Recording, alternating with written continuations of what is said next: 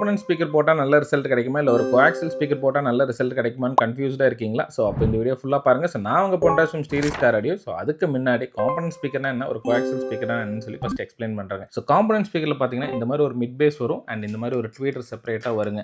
And இது ரெண்டுக்கும் signal pass பண்ணுற மாதிரி இந்த ஒரு கிராஸ் ஓவர் நெட்வொர்க்னு சொல்லி வருங்க. ஸோ ஜென்ரலாக உங்களோட கம்பெனி ஸ்டீரியா இருக்கட்டும், ஒரு ஆம்பிளிஃபையராக இருக்கட்டும், ஸோ அதில் பாட்டு நீங்கள் ப்ளே பண்ணும்போது பார்த்தீங்கன்னா 22,000 ஃப்ரீக்வன்சி வந்து சிக்னல் வந்து பாஸ் பண்ணுங்க. ஸோ இந்த கிராஸ் ஓவர் நெட்வொர்க் என்ன பண்ணுன்னா, அந்த ஸ்பீக்கருக்கு ஏற்ற மாதிரி ட்வீட்டருக்கு என்ன ஃப்ரீக்வன்சி வேணுமோ அதை மட்டும் உங்கள் பாட்டிலேருந்து கட் பண்ணி அந்த ட்வீட்டருக்கு அசைன் பண்ணுங்க. அதே மாதிரி மிட் பேஸ்க்கு என்ன தேவையோ அந்த ஃப்ரீக்வன்சி மட்டும் அசைன் பண்ணி கொடுக்குங்க. இப்படி கொடுக்கும்போது என்னன்னா ஆடியோட டீடைல் அண்ட் டெப்த் வந்து ரொம்ப நல்லா இருக்குங்க. அண்ட் ஜென்ரலாக இந்த ட்வீட்டர் வந்து பார்த்தீங்கன்னா நீங்கள் என்ன பொசிஷனில் வேணாலும் நீங்கள் மவுண்ட் பண்ணிக்கலாம். ஃபார் எக்ஸாம்பிள் உங்கள் ஏபிளராக இருக்கட்டும், உங்கள் டேஷ்போர்டாக இருக்கட்டும், இல்லை உங்களோட டோர் பேஸ்லர் கூட நீங்கள் எந்த பொசிஷனில் உங்களுக்கு கன்வீனியன்ஸ்க்கு ஏற்ற மாதிரி பிளேஸ் பண்ணிக்கலாங்க. ஸோ ஜென்ரலாக இந்த மாதிரி காம்பனன்ட் ஸ்பீக்கர் வந்து பார்த்தீங்கன்னா ஸோ ஃப்ரண்ட்டில் மேக்ஸிமம் பிளேஸ் பண்ணுவாங்க அண்ட் பின்னாடி வந்து பார்த்தீங்கன்னா கோஆக்சியல் ஸ்பீக்கர் தான் பிளேஸ் பண்ணுவாங்க. ஏன்னா ஆடியோ ஃபைல் நீங்கள் நல்லா லிசன் பண்ணணும் அப்படிங்கிறவங்க ஸோ ஃப்ரண்ட்டில் காம்பனன்ட் ஸ்பீக்கர் போட்டிங்கன்னா பெட்டராக இருக்குங்க. அதே மாதிரி நீங்கள் செடான் இல்லைனா ஹேட்ச்பேக் காருக்கு நீங்கள் ஒரு ஃப்ரண்ட்டில் காம்பனண்ட்டும் பேக்கில் கோஆக்சியல் வச்சிங்கனாவே மோர் தென் எனஃப்ங்க. நீங்கள் இந்த மாதிரி கொஞ்சம் பெரிய கார் எஸ்யூ டைப் போட்டிங்கன்னா ரெண்டுமே காம்பனன்ட் ஸ்பீக்கர் போடும்போது என்னன்னா அந்த தேர்ட் ரோக்கு வந்து கொஞ்சம் கேரி ஃபார்வர்ட் ஆகுங்க. ஸோ கோஆக்சியல் ஸ்பீக்கர்னா என்னன்னு பார்த்தீங்கன்னா